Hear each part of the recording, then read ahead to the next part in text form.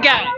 मुद्दा यही है कि एनटीए जिस तरीके से हर साल पेपर में धांधली करता आ रहा है, इस बार उसने नीट में करी है, नेट में करी है। हमको ये खबर आ रही है कि एनटीए का वेबसाइट 18 जून तक हैक था, तो सीयूईटी यूजी और पीजी में भी धांधली हुई है ये। लेकिन इस साल की बात नहीं, हर साल एनटीए इस तरीके की धांधली करता आया है। तो मुद्दा यही है कि एनटीए अगर ये काम नहीं कर सकता है, अगर एनटीए जैसी प्राइवेट एजेंसी को टेंडर और पैसे देने के बावजूद वो अगर एग्जाम ढंग से नहीं कराता, तो एनटीए को स्क्रैप करना चाहिए, वापस यूनिवर्सिटीज को ऑटोनॉमी देनी चाहिए कि वो अपना एग्जाम खुद कराए। ये शिक्षा मंत्री धर्मेंद्र प्रधान को इस्तीफा दे देना चाहिए, क्योंकि इतने दिनों के बाद, इतने प्रोटेस्ट के बाद, इतने छात्रों का भविष्य खत्म करने के बाद भी वो एजुकेशन मिनिस्टर होने के नाते भी अभी तक हमसे बात करने नहीं आए हैं। तो अगर वो एजुकेशन मिनिस्टर अपना रिस्पॉन्सिबिलिटी नहीं समझते हैं, तो आज उनको इस्तीफा दे देना चाहिए। तो लगातार सरकार अपनी नीतियों में घिर रही है। सरकार की शिक्षा जो नीति है बहुत कमजोर नजर आ रही है। तीसरी बार भी जो गवर्नमेंट है यहाँ फेल होती हुई नजर आ रही है। इसके बारे में आप क्या बयान देना चाहते हैं?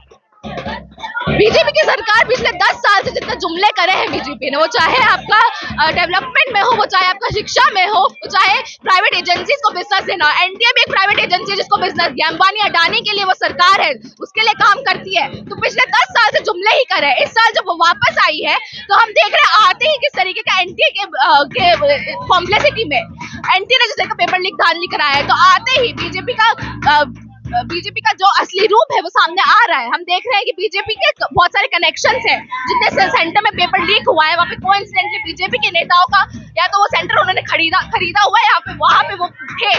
तो इस मामले में बीजेपी उतना ही शामिल है जितना एनटीए है। तो इसलिए बीजेपी आज रिस्पॉन्सिबिलिटी नहीं ले रही है, अकाउंटेबिलिटी नहीं ले रही है, बचना चाह रही है। हम चाह रहे हैं कि बीजेपी जो इस बार वापस तीसरी बार आई है, अगर अपनी सरकार बनाना चाह रही है, तो अपनी रिस्पॉन्सिबिलिटी ले और शिक्षा मंत्री को इस्तीफा दिलवाए। क्या यही नीतियों के कारण बीजेपी का ग्राफ लगातार बिल्कुल गिर रहा है? हम देख रहे हैं इस इलेक्शन में बीजेपी को जितना कम वोट मिला, जिस तरीके 400 पार वो कर रहे थे, नहीं हो पाया।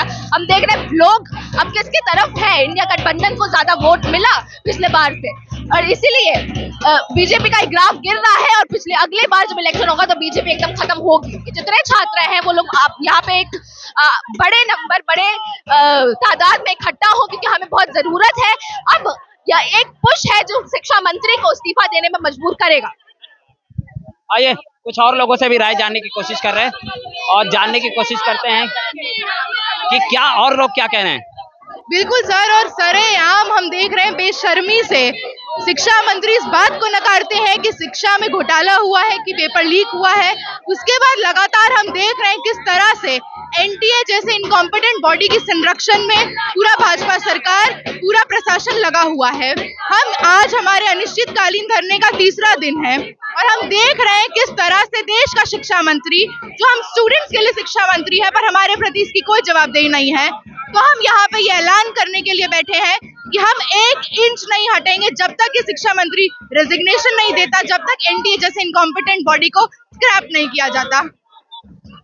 चलिए बहुत बहुत धन्यवाद। आप लगातार राष्ट्रमंच से बात करती हैं, हमारे माध्यम से क्या संदेश देना चाहेंगे? हम यही संदेश देना चाहेंगे देश भर के युवाओं को, छात्रों को जो हमें सुन रहे हैं, कि पिछले 7 सालों में 70 पेपर लीक हुआ है और ये सरकार पेपर लीक की सरकार है। ये सरकार स्टूडेंट्स के भविष्य के साथ खिलवाड़ करने वाली सरकार है। तो अभी भी वक्त है, अगर हम एक लोग हो गए और इस सरकार को हमें ढकेल फेंकना है। इस तरह की सरकार से हमारा कोई लेना देना नहीं है और भाजपा सरकार को हम खारिज करते हैं। भाजपा सरकार के जो शिक्षा मंत्री है धर्मेंद्र प्रधान को हम खारिज करते हैं। चलिए धन्यवाद।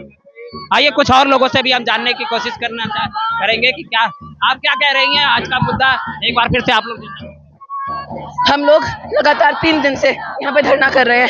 हमारी डिमांड है कि एनटीए को रद्द किया जाए। नहीं चाहिए हमें सीबीआई इंक्वायरी, हमें नहीं है सीबीआई पे भरोसा। सीबीआई भी स्टेट के लिए काम करता है। एनटीए को रद्द किया जाए, धर्मेंद्र प्रधान इस्तीफा दे, और जो पूरा एंट्रेंस एग्जामिनेशन और कोचिंग इंस्टीट्यूशन का माफिया है, जो पूरा नेक्सस है, ये जड़ से उखाड़ना होगा। जो शिक्षा का निजीकरण है, तो शिक्षा को बेचा जा रहा है, जो कॉर्पोरेटाइजेशन ऑफ एजुकेशन है, वो खत्म करना होगा। और जब तक हमारे डिमांड्स पूरे नहीं होते, हम यहाँ पे बैठे रहेंगे, हम ऐसे नहीं उठेंगे। बैरिकेड तोड़ना पड़े हम बैरिकेड तोड़ेंगे, कुछ भी करना पड़े हम करेंगे।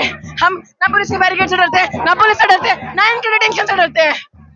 बहरहाल मुद्दे जो है बहुत ही तगड़ा मुद्दा माना जाएगा, क्योंकि कहीं ना कहीं विद्यार्थियों के भविष्य से खेला जा रहा है।